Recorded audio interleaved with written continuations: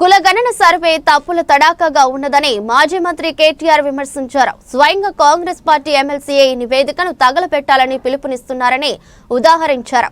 కులగణన సర్వే నివేదికపై మంగళవారం అసెంబ్లీలో జరిగిన చర్చలో కేటీఆర్ మాట్లాడారు. కులగణన సర్వేను ప్రభుత్వం కేబినెట్ లో పెట్టి ప్రత్యేక శాసనసభ సమావేశాలు నిర్వహిస్తుందంటే కామారెడ్డి డిక్లరేషన్లో ఇచ్చిన హామీ మేరకు బీసీలకు 42% రిజర్వేషన్లపై ప్రత్యేక బిల్లు తెస్తున్నారేమోనని భావించామని చెప్పారు. బిల్లును శాసనసభలో ఆమోదింపజేసి చట్టబద్ధత కల్పిస్తారేమోనని బలహీన వర్గాలకు చెందిన వారు ఆసక్తిగా ఎదురు చూశారన్నారు. కానీ ప్రభుత్వం ఆ ఊసే ఎత్తలేదని మండిపడ్డారు. బీఆర్ఎస్ సహాయంలో సమగ్ర కుటుంబ సర్వే చేస్తామని ప్రకటించినప్పుడు ఎవరికి పడితే వారికి వ్యక్తిగత సమాచారం ఇచ్చేస్తారా అని రేవంత్ రెడ్డి చెప్పారని కేటీఆర్ గుర్తు చేశారు. ఆయన చెప్పిన మాటల వీడియోలని ప్రజలు ఎన్యూమరేటర్లకు చూపించారని 57 రకాల ప్రశ్నలు ఎందుకు అడుగుతున్నారో మా వ్యక్తిగత సమాచారం ఎందుకు ఇవ్వాలని ప్రజలు ఎన్యూమరేటర్లను ప్రశ్నించారన్నారు. 2014లో సమగ్ర కుటుంబ సర్వే నిర్వహించినప్పుడు కూడా శాంతి కుమారి, రామకృష్ణారావు, సందీప్ కుమార్, సుల్తానియా అధికారులుగా ఉన్నారని చెప్పారు. 9.5 తాను మంత్రిగా పనిచేశానని వారితో ప్రభుత్వమే సర్వే చేయించిందని స్పష్టం చేశారు. సమగ్ర కుటుంబ సర్వే అధికారిక డాక్యుమెంట్ అని పారదర్శకత కోసం వెబ్సైట్ లో అందుబాటులో ఉంచినట్టు చెప్పారు. ఆనాడు ఒక్కరోజే 1,03,95,000 కుటుంబాలు 3.68 కోట్ల మంది ప్రజలు సమగ్ర కుటుంబ సర్వేలో పాల్గొన్నారని గుర్తు చేశారు. అందులో బీసీల సంఖ్య 1,85,61,850 అని, జనాభాలో బీసీలు 51% ఉన్నారన్నారు. మైనారిటీలో ఉన్న బీసీలు 10% కలిపి మొత్తం 61% అని వెల్లడించారు.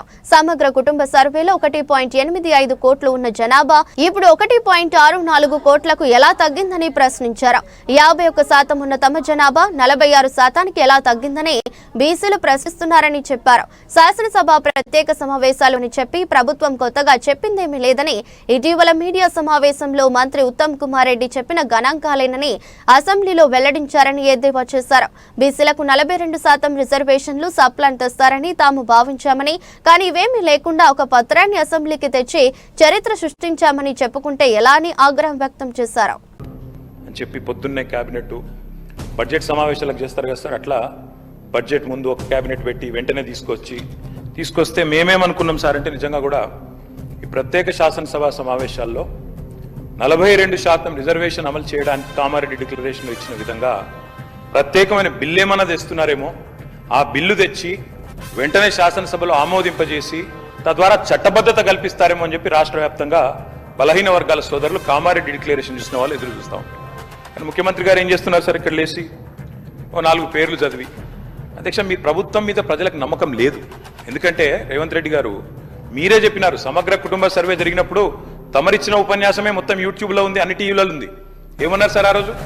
ఆ ముఖ్యమంత్రి చెప్తాడు, సరే ఎవరు పడితే వాళ్ళు వచ్చి మీ ఇంటికి వచ్చి వివరాలు అడిగితే ఇచ్చేస్తారా, అవలగాలు దివానాగాలు ఇచ్చేస్తారా అని మాట్లాడింది రేవంత్ రెడ్డి గారు, మేం కాదు.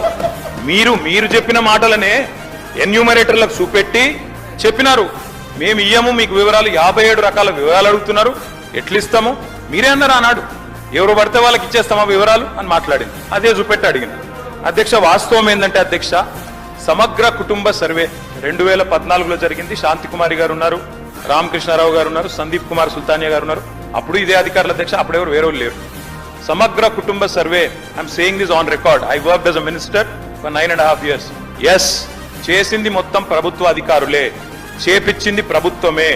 Yes, it is an official document. అందులో ఖచ్చితంగా మేము ఓపెన్ గా వెబ్సైట్ లోనే పెట్టినాం, అసెంబ్లీలో కాదు, చాటుమాటుకు కాదు, పారదర్శకంగా వెబ్సైట్ పెట్టాం. ఆ వెబ్సైట్ లోంచే పాయల్ శంకర్ గారు తీసుకున్నారు. ఏముంది అధ్యక్ష సమగ్ర, ఒక మాట మీ చేతిలో కూడా అదే ఉంది. ఏముంది అధ్యక్ష అందులో డేటా? తేడా ఏంటంటే కేసీఆర్ గారి ప్రభుత్వానికి కాంగ్రెస్ ప్రభుత్వానికి అధ్యక్ష, సమగ్ర కుటుంబ సర్వేలో పాల్గొన్న కుటుంబాల సంఖ్య 1,03,00,000 కుటుంబాల అధ్యక్ష, 1,03,95,000. మొత్తం పాల్గొన్న ప్రజలు 3,68,00,000. 3,68,00,000 జరిగింది ఒక్క రోజులో, 24 గంటల్లో రాష్ట్ర వ్యాప్తంగా ప్రతి ఇంటిని ఎన్యూమరేట్ చేసి అత్యద్భుతంగా చేసినాం మేము. చేసిన తర్వాత ముఖ్యమంత్రి గారు నిజంగా ఎంత మిస్లీడింగ్ గా మాట్లాడుతున్నారంటే అధ్యక్ష, వారు అంటారు, అధ్యక్ష ఇంతకు మించిన టాపిక్ లేదు అధ్యక్ష, వారు అడిగిన ప్రశ్నకు తప్పకుండా మా ప్రభుత్వం గతంలో చేసిన పని గురించి వారు అనుమానాలు తలెత్తే విధంగా ఏదైతే మాట్లాడినారో దాని గురించి చెప్పాలి అధ్యక్ష. వారు అంటారు అధ్యక్ష బీసీల సంఖ్య అందులో ఎంత అని. ఎస్, ఆనాడు బీసీల సంఖ్య సమగ్ర కుటుంబ సర్వే ప్రకారం 1,85,61,856 51% బీసీలు ప్లస్ అది కాకుండా ముస్లిం సామాజిక వర్గంలో ఉండే బీసీలను కూడా కలుపుకుంటే 10%. మొత్తం ఆనాడు సమగ్ర కుటుంబ సర్వే ప్రకారం రాష్ట్రంలో బీసీల సంఖ్య 61%.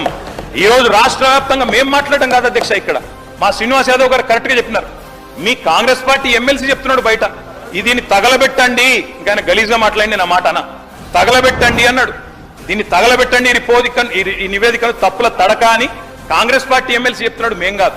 రాష్ట్ర వ్యాప్తంగా బలహీన వర్గాల సంఘాలు చెప్తున్నాయి. ఏమని చెప్తున్నాయి అధ్యక్ష? సమగ్ర కుటుంబ సర్వేలో 1,85,61,000 ఉన్న బీసీలు ఎట్లా 1,64,00,000 తగ్గినరు, 51% 46% ఎట్లయిందని అడుగుతున్నారు. శంకరన్న కూడా అదే అడిగింది కదా అధ్యక్ష, తప్పేం అడిగిండు? ఇక్కడ శంకరన్న ఒక్కడే అడుగుతున్నాడు అధ్యక్ష. బయట మీ కాంగ్రెస్ పార్టీ ఎమ్మెల్సీ మాట్లాడుతున్నాడు, మీరిచ్చిన స్టేట్మెంట్ ను మీరిచ్చిన నివేదికను తగలబెట్టమని చెప్పిండు అధ్యక్ష, మామూలు కాదు. ఇంకొక మాట అధ్యక్ష, మేము అనుకున్నాం అధ్యక్ష శాసనసభ సమావేశం ప్రత్యేకంగా పెడితే, ఇవాళ ఏం చెప్పినారు మీరు కొత్తగా? మీరు చెప్పింది ఈరోజు చెప్పింది మొన్న ఉత్తమ్ కుమార్ రెడ్డి బయట ప్రెస్లే చెప్పిండు. ఆయన ఉత్తమ్ కుమార్ రెడ్డి గారు సబ్ కమిటీ చైర్మన్ గా ప్రెస్ మీట్ లో ఇవాళ మీరు చెప్పిన లెక్కలని మొన్ననే చెప్పిండ్రు. ఎందుకు పెట్టిండ్రు మీరు? ఇవాళ మేమేమనుకున్నాం, 42% రిజర్వేషన్ ఇవ్వడానికి చట్టబద్ధత కల్పిస్తూ బిల్లు తెస్తారనుకున్నాం. లేదా మీరు చెప్పినట్టు 56% బీసీలుంటే ఆ 56% బీసీలకు బీసీ సప్లాన్ చేస్తారేమో అనుకున్నాం. ఏమీ లేకుండా ఇలా వచ్చి ఒక స్టేట్మెంట్ ఇక్కడ పెట్టి ఏదో సాధించిన చరిత్ర అంటే అధ్యక్ష 5% బీసీ జనాభా అధ్యక్ష